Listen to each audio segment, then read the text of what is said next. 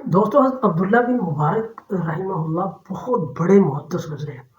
اور شاید ہی دنیا کے کسی کونے میں کوئی مسلمان ہو جو ان کا نام نہ جانتا ہو، یا جو دین کا طالب علم ہو وہ ان کو نہ جانتا ہو، ان کی عظمت کا معترف نہ ہو۔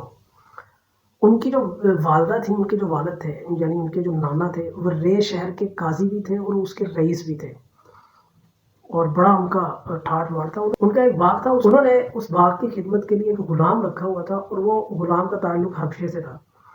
تو ان کی ایک ہی بیٹی تھی، حضرت عبداللہ بن مبارک کی جو والدہ تھی، ان کی ایک ہی بیٹی تھی۔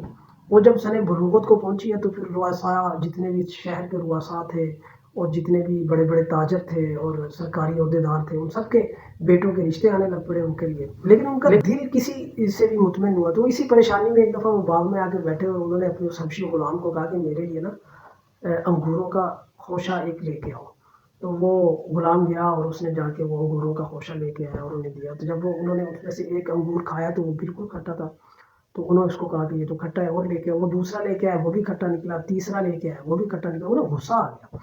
انہوں نے کہا اتنے سال ہو گئے تمہیں یہاں کام کرتے ہوئے اور تمہیں یہ نہیں پتا کہ جو تم انگور لے کے آ رہے ہو وہ کھٹا ہے کہ وہ میٹھا ہے۔ غلام نے جو بات کی اس کو سن کر قاضی صاحب تو چونک گئے۔ اس نے کہا کہ میرے آقا، آپ نے مجھے باغ کی رکھوالی کے لیے رکھا ہے، میں ان کی حفاظت کرتا ہوں، میں نے کبھی ایک دانہ بھی چکھ کے نہیں دیکھا، ایک دانہ بھی کبھی انگور کا نہیں کھایا۔ اس کی ایمانداری سے بڑے متاثر ہوئے، تو اسے کہنے لگے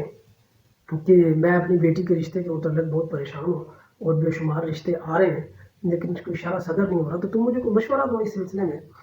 تو اس غلام نے انہیں کہا کہ یہودی جو ہیں وہ مال و دولت کو ترجیح دیتے ہیں، نصارہ جو ہیں وہ حسن و جمال کو ترجیح دیتے ہیں، اور جو عرب ہے وہ حسب و نسب کو ترجیح دیتے ہیں، اسلام جو ہے وہ تقوی اور اخلاق کو ترجیح دیتا ہے۔ گھر اگر قاضی صاحب نے سارا معاملہ اپنی بیوی کو بتایا اور کہا کہ کیوں نہ اپنی بیٹی کی شادی جو ہے وہ اس غلام سے کر دیں،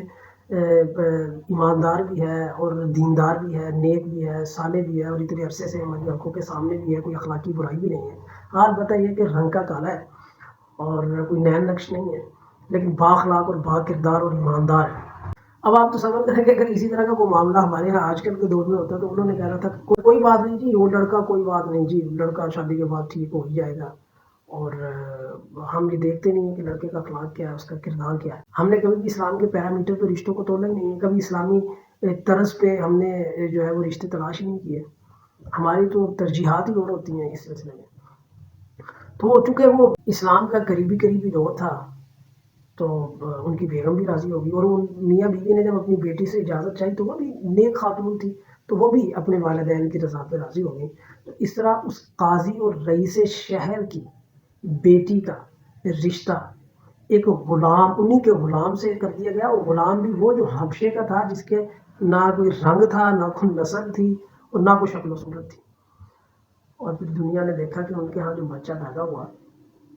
دنیا انہیں عبداللہ بن مبارک کے نام سے جانتی ہے رحمہ اللہ تعالیٰ، اور پوری دنیا میں کوئی ایسا دین کا، تاریخ کا، حدیث کا طالب علم نہیں ہے جس کے دل میں عبداللہ بن مبارک کی عظمت اور عزت نہ ہو۔ اور یہ کوئی اسلام میں کوئی ایک واقعہ نہیں ہے ایسا، آپ ابتدائی اسلام میں بے شمار آپ ایسے رشتے دیکھیں گے کہ جو غلاموں کے ساتھ کیے گئے، اور اس کے بعد جو ہے وہ ان کی اولاد میں سے بڑے بڑے نامور لوگ پیدا ہوئے جنہوں نے دین اسلام کی ایسی خدمت کی کہ قیامت کی صبح تک ان کے نام کا ڈنکے بجتے رہیں گے۔ تو پھر آج ہم دیکھیں کہ ہم رشتے کن بنیادوں پہ کرتے ہیں۔ اس طلاق کی جو شرح ہے ہمارے معاشرے میں وہ بہت زیادہ بڑھ گئی ہے